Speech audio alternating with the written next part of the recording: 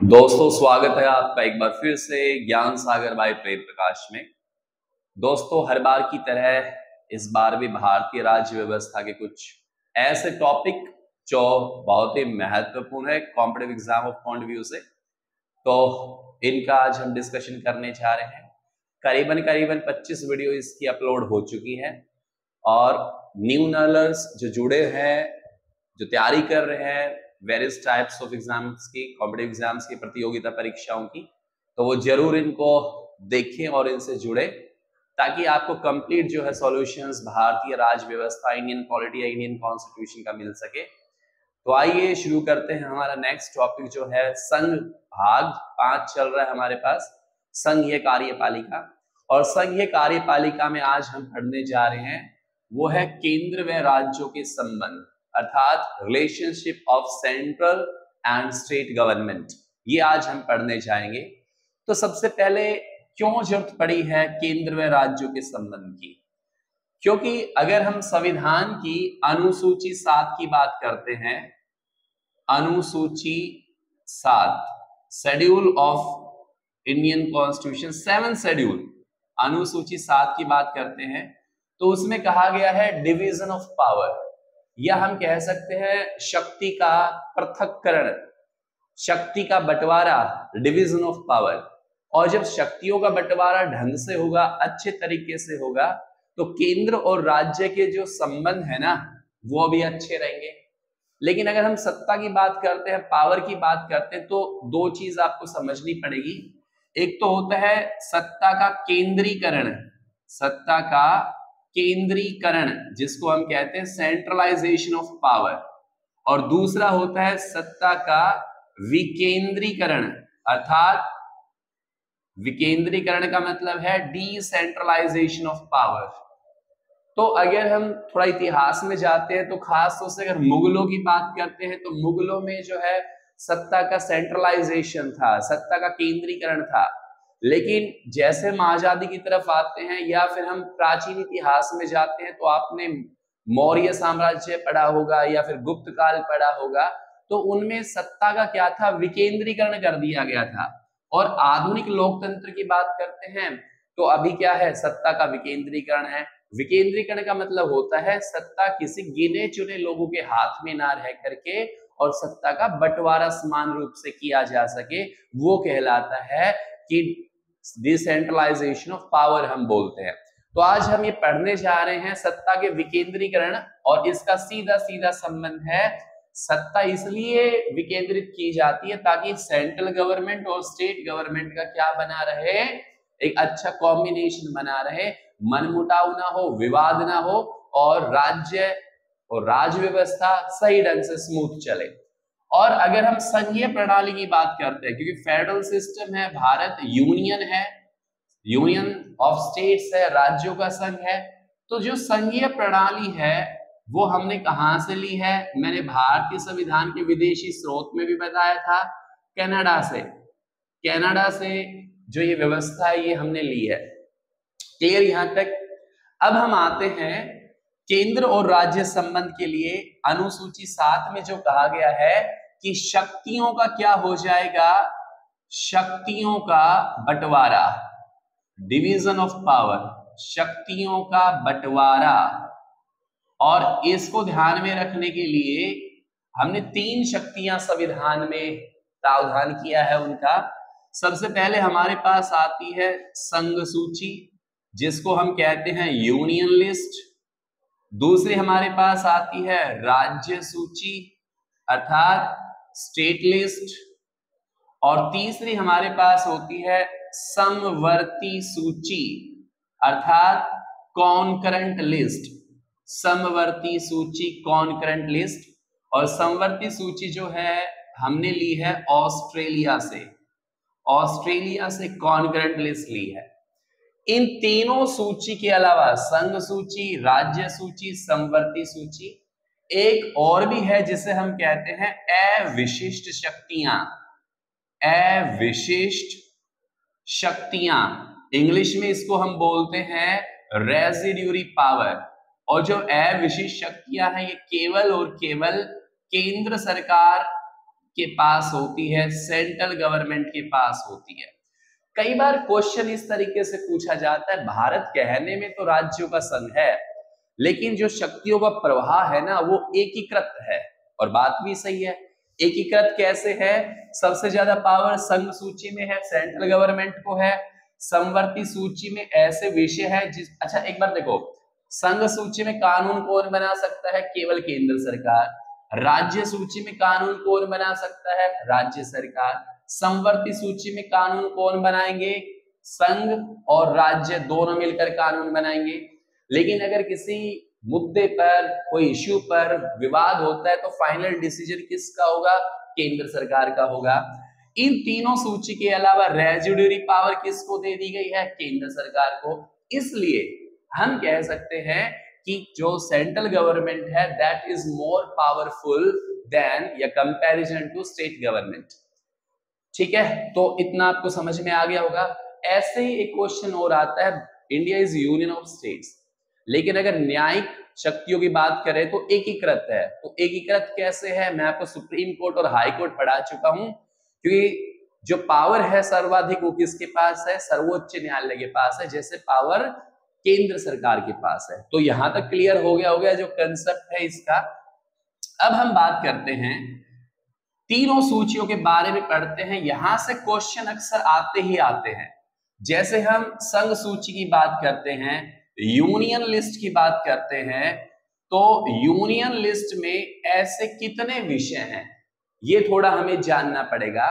तो संघ सूची में वर्तमान में ध्यान देना, वर्तमान में ऐसे 100 विषय हैं, 100 विषय हैं, 100 सब्जेक्ट्स हैं जिन पर केंद्र सरकार क्या करती है? कानून बनाती है। जब इन सूचियों को बनाया गया तो उस समय इसमें 97 विषय थे। पहले कितने थे? 97। अब कितने हो गए? 100। तो ये क्वेश्चन दोनों तरीके से पूछा जा सकता है कि शुरुआत में संघ सूची में कितने विषय थे? तो 97। वर्तमान में कितने हैं? 100 है। क्लियर यहां तक? अब मैं मोटा मोटा यहाँ पर मेन बताता हूं, ऐसे कौन कौन से विषय हैं जिस पर केंद्र सरकार कानून बनाती है या संघ सूची के दायरे में वो आते हैं। अब 100 के 100 तो गिनवाए नहीं जाएंगे ना, तो इसलिए मैं मेन यहाँ पे डिस्कस कर रहा हूं। जैसे कि हम बात करते हैं यहाँ पर कौन कौन सा क्षेत्र? बैंकिंग, आप भी नोट कर सकते हो, बैंकिंग क्षेत्र है, बीमा क्षेत्र है, परमाणु एटमिक, जो एटम से संबंधित जो परमाणु शक्ति है वो केंद्र सरकार के पास है। इसके अलावा हम अगर बात करते हैं तो जनसंख्या है, विदेश, देखो जनसंख्या है, जनसंख्या ये भी केंद्र का काम है। या फिर हम विदेशी मामले कह सकते हैं, जिसमें विदेशी संधियां भी आती है, विदेशी व्यापार भी आता है, फॉरेन ट्रेड भी आता है, ये भी इसके अंदर है। या फिर हम कहें मुद्रा, भाई करेंसी से रिलेटेड, जैसे नोटबंदी हुई थी 2016 के अंदर, वो भी आपने यहाँ पे जानी होगी, केंद्र सरकार का हस्तक्षेप है यहाँ पे। या फिर कम्युनिकेशन की बात करते हैं, संचार व्यवस्था की बात करते हैं, और प्रसारण की बात करते हैं, ब्रॉडकास्टिंग की बात करते हैं, प्रसारण, तो ये भी क्या है? किसका विषय है? संघ सूची का विषय है। इसके अलावा जनगणना है, देखो जनगणना की हम बात कर रहे हैं। या फिर हम बात कर लेते हैं यहाँ पे डाक व्यवस्था की, पोस्टेज, डाक भी किस में आती है? सेंट्रल गवर्नमेंट में आती है। रेल है, ठीक है, रेल व्यवस्था है। या फिर आप कह सकते हो एयर, हवाई जहाज से संबंधित जो ट्रांसपोर्ट है, एयर ट्रांसपोर्ट की बात कर रहा हूं मैं, एयर ट्रांसपोर्ट भी केंद्र का विषय है।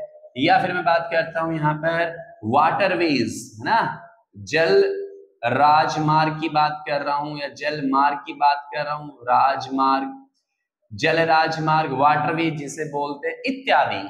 इस पे क्वेश्चन आते हैं, इसलिए मैं यहाँ पे डिस्कस कर रहा हूं। पूछा जा सकता है, बताओ जनसंख्या किसके विषय में आता है? यूनियन लिस्ट में आता है, राज्य सूची में आता है, समवर्ती सूची में आता है, संचार किस में आता है, बैंकिंग कहाँ आता है, परमाणु किस में आता है, ट्रांसपोर्ट किस में आता है, डाक किस में आता है, रेल है या वायुयान सेवा है, ये सब किस में आती है? तो ये सारे के सारे जो विषय हैं वो किसके हैं? संघ सूची के हैं। इन पे कानून बनाने का अधिकार केवल केंद्र सरकार को है। क्लियर यहां तक? उसके बाद हम आते हैं दूसरी सूची पर, और दूसरी जो सूची है वो है राज्य सूची, स्टेट लिस्ट जिसको हम बोलते हैं, राज्य सूची। अब जहां तक राज्य सूची का सवाल है, राज्य सूची अर्थात स्टेट लिस्ट, और स्टेट लिस्ट कौन सी होती है? ये वो विषय होते हैं जिसमें राज्य सरकार क्या बनाती है? कानून बनाती है। अभी हमने पढ़ा संघ सूची में 100 विषय हैं, लेकिन अगर राज्य सूची की बात करते हैं तो इसमें ऐसे 61 विषय हैं, 61 ऐसे 61 विषय हैं वर्तमान में, जिस पे मैं लिख देता हूं ताकि आप कंफ्यूज ना हो। वर्तमान में 61 विषय हैं जिस पर कानून कौन बना सकती है? केवल राज्य सरकार। लेकिन जब इसकी शुरुआत की गई थी तो उस समय इसमें 66 विषय थे। कितने विषय थे? 66 विषय थे। ये जरूर ध्यान रखना है, कई बार पूछ लेते हैं ओरिजिनली कितने थे, वर्तमान में कितने हैं। अब भाई ऐसे कौन कौन से मेन पे हम बात कर रहे हैं विषय हैं जिन पर राज्य सरकार कानून बना सकती है। तो जैसे कि लोक सेवा है, देखो मैं यहाँ पे बता देता हूं, लोक सेवा हो गई, जन सेवा कह सकते हो, लोक सेवा है, या फिर पुलिस है, ठीक है, ये भी राज्य का विषय है, या अदालत है, न्यायालय है, ये भी जो विषय है, अदालतें, ये किसका है? ये भी राज्य सूची में आता है। लोक स्वास्थ्य है, अगर मैं लोक स्वास्थ्य की बात करता हूं, पब्लिक हेल्थ, लोक स्वास्थ्य है, या फिर हम बात करते हैं यहाँ पर कृषि है, कृषि भी राज्य का विषय है, या सिंचाई व्यवस्था है, इरिगेशन है, सिंचाई, ये व्यवस्था भी किसकी है? ये राज्य सरकार इस पे कानून बनाती है। या हम कह सकते हैं यहाँ पर जेल है, कारागार है, या फिर स्थानीय गवर्नमेंट है, जैसे कारागार, जेल जिसे हम कहते हैं, कारागार व्यवस्था भी राज्य की है। या फिर हम यहाँ पे बात करते हैं दूसरा, अभी मैंने बोला था कि लोकल बॉडीज, जो स्थानीय सरकार है, स्थानीय गवर्नमेंट या स्थानीय सरकार।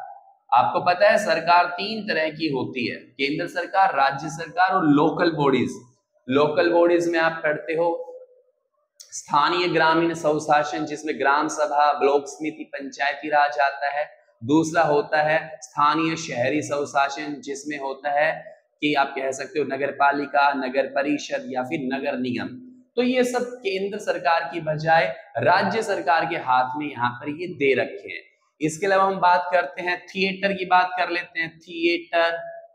अब थिएटर विषय भी राज्य सरकार का है, वो इस पे कानून बनाती है। या लैंड रिवेन्यू, लैंड रिवेन्यू की बात करते हैं। लैंड रिवेन्यू का मतलब है जितना भी रिकवरी होती है रेवेन्यू की, वो सारी लैंड से रिलेटेड, वो भी किसका है? राज्य सरकार का विषय, एक्सेट्रा।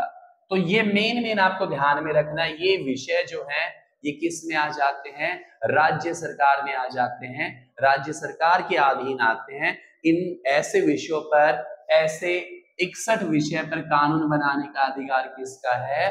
राज्य सरकार का है। क्लियर? अब हमारे पास आती है तीसरी सूची, और जो तीसरी सूची है संविधान की अनुसूची 7 के तहत, वो हमारे पास आती है समवर्ती सूची। समवर्ती सूची,